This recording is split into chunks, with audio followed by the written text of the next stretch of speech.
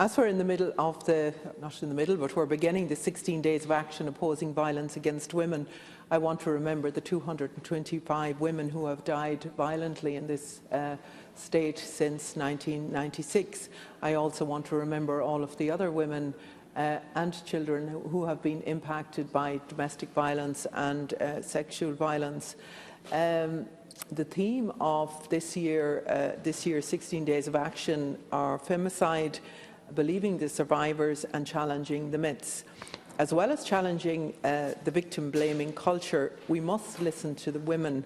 We must listen to them when they tell us about the barriers that they face to the judicial system in particular, and the barriers they face and the unsurmountable mountains they face in terms of the legal bills they are presented with and the barriers that stop them from seeking justice, as well as all of the other barriers, the barriers in terms of the culture, the blame game and all of that.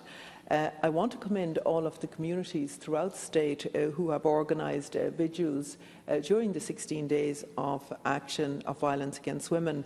I also want to commend the frontline services, but I also want to take this opportunity to highlight the fact that the frontline services do not have sufficient resources to do the job that they need to do. They desperately need funding. They are turning away people, or they are forced to turn away people, and calls go unanswered because of the lack of resources, and that is not right.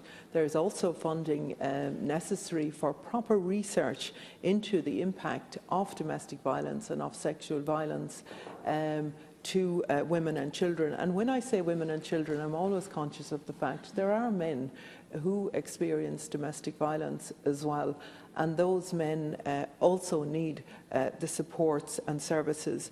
I want to commend the Mayo Rape Crisis Centre and particularly their fundraising events that they have every year for the Mayo Inspirational Woman of the Year Awards, and I was honoured myself to launch that fundraiser for this year a couple of weeks ago. It's a wonderful and unique opportunity for women to come together to celebrate Nullag Naman. It's held on Sunday the 6th of January and it's in Westport Country Lodge. And I would encourage people to put forward the inspirational women in their lives to that. It's a most fantastic event. But you'll know, Cathaoirleach, that we have spent hours and hours here on the judicial bill on talking about it. I want to have some of that time to talk about the violence against women and the impact of violence against women and domestic violence. And for that reason, Deputy Leader, I would ask that we have a full debate in the House to measure where we are in terms of the domestic violence bill.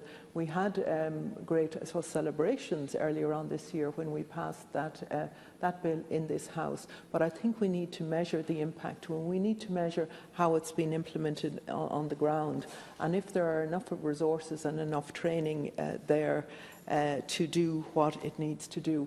I would also like to commend that we would have an all-island approach to domestic violence.